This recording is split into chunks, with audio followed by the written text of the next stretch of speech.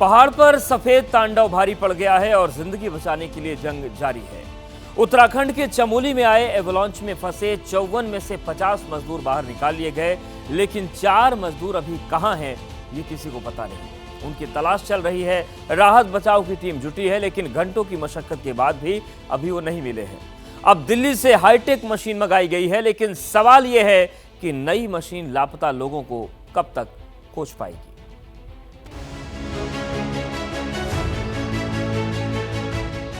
जिंदगी बचाने के लिए रेस्क्यू ऑपरेशन जारी है। लापता मजदूरों तक पहुंचने के लिए 5 चेतक हेलीकॉप्टर और 1 प्राइवेट हेलीकॉप्टर की मदद ली जा रही है।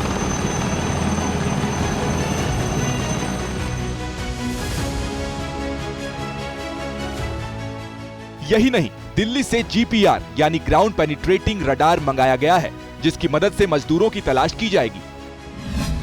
ग्राउंड पेनिट्रेटिंग रडार से जमीन के अंदर की चीजों का पता लगाया जाता है। इसमें रेडियो तरंगों का इस्तेमाल होता है। जमीन के नीचे दरारें या वस्तुएं या खतरों को आसानी से पता लगाया जा सकता है। इसीलिए इस रेस्क्यू ऑपरेशन में GPR की भी मदद ली जा रही है। पहले से ही JCB से बर्फ को हटाया जा रहा है, लेकिन अभी भी स्थिति सामान्य नहीं हुई है। रेस्क्यू ऑपरेशन में ITBP, BRO, SDRF और NDRF की टीम लगी हुई है। सीएम धामी 2 बार माणा का दौरा कर चुके हैं। PM मोदी से लेकर गृह मंत्री अमित शाह भी इस पूरे हालात पर नजर बनाए हुए हैं। 2022 में PM मोदी माणा गांव का दौरा करने पहुंचे थे, इसीलिए इसे लेकर प्रधानमंत्री ज्यादा चिंतित हैं। अगर मौसम सही रहता तो अब तक रेस्क्यू हो जाने की उम्मीद थी, लेकिन वेदर विलन बनकर सामने खड़ा हुआ है।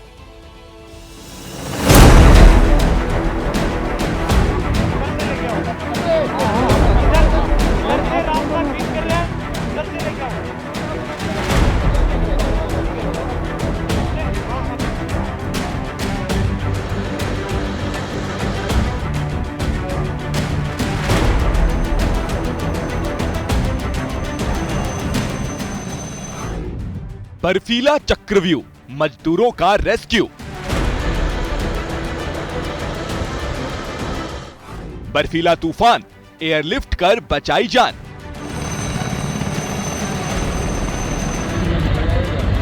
अंदर भीड़ को आगे नहीं आना।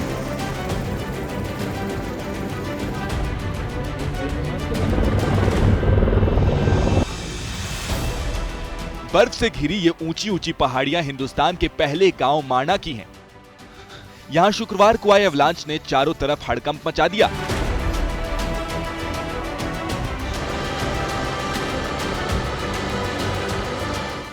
जिसकी चपेट में BRO के मजदूर आ गए और बर्फ में दब गए। ये सभी मजदूर सेना के आवागमन के लिए रास्ते से बर्फ हटाने का काम करते थे, लेकिन एवलांच की रफ्तार इतनी तेज थी कि किसी को संभलने का मौका ही नहीं मिला। हादसे के वक्त सभी मजदूर कंटेनर में सो रहे थे। यही वजह थी कि सभी बर्फ में दब गए। सेना के जो 3 हेलीकॉप्टर हैं, जिसमें 5 चेतक हेलीकॉप्टर हैं, वो माणा पहुंच चुके हैं, जिनसे जो सैनिक माणा के अंदर उतारे गए हैं वो 8 फीट ऊंची बर्फ में, मतलब 8 फीट तक जो बर्फ वहां पर जमी हुई है, उसमें पैदल चलकर श्रमिकों को खोजने का काम कर रहे हैं। खराब मौसम, ऊंचे पहाड़, भारी बर्फबारी, ये सभी चुनौती बनकर खड़े थे, लेकिन सेना ने कोई कसर नहीं छोड़ी। जैसे ही बर्फ में मजदूरों के दबे होने की खबर आई, सेना रेस्क्यू ऑपरेशन में जुट गई। तस्वीरों में देख सकते हैं कि कैसे सेना के जवान बर्फ में दबे मजदूरों को निकालकर बाहर ला रहे हैं। ये ITBP, BRO, SDRF और NDRF की कोशिश का ही नतीजा था कि हादसे वाले दिन ही 33 मजदूरों को बर्फ से निकाल लिया गया, लेकिन खराब मौसम और रात का अंधेरा रोड़ा बन गया। लेकिन अगली सुबह 7:30 बजे फिर से रेस्क्यू ऑपरेशन शुरू कर दिया और जैसे ही मजदूरों को बर्फ से निकाला, उन्हें तुरंत एयरलिफ्ट कर अस्पताल पहुंचाया।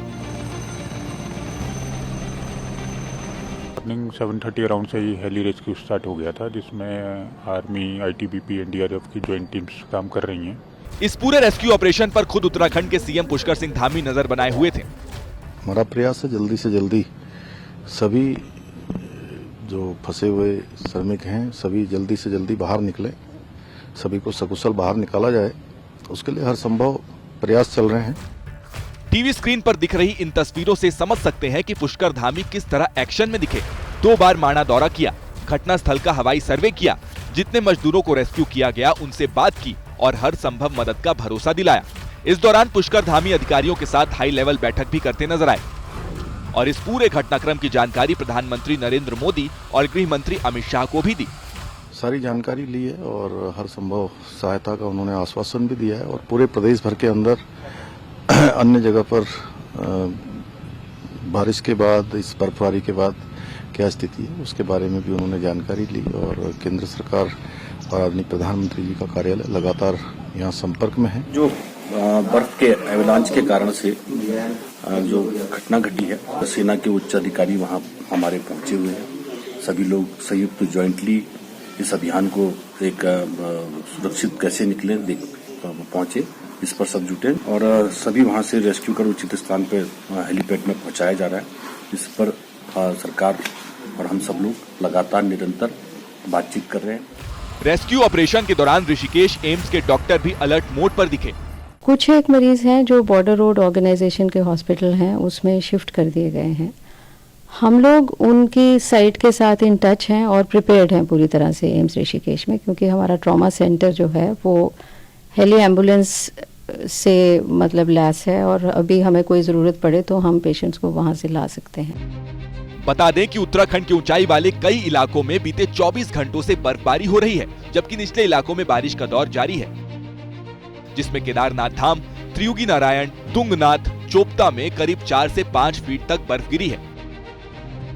मौसम विभाग ने उत्तराखंड में भारी बारिश और बर्फबारी का ऑरेंज अलर्ट जारी किया है, लेकिन चमोली के माणा में आए एवलांच के पीछे ग्लोबल वार्मिंग बड़ी वजह मानी जा रही है। दरअसल जब भी उत्तराखंड में बर्फबारी होती है, उसके बाद आसमान साफ होने लगता है, तेज धूप निकलती है तो ग्लेशियर की निचली परत पर काफी वजन आ जाता है। इससे ग्लेशियर में क्रैक आ जाते हैं और जब ये ग्लेशियर टूटते हैं तो इस तरह के हादसे होते हैं। हालांकि मौसम विभाग ग्लेशियर्स की रेगुलर मॉनिटरिंग करता है, लेकिन माणा में इस तरह का हादसा हो जाएगा ये किसी को अंदाजा नहीं था।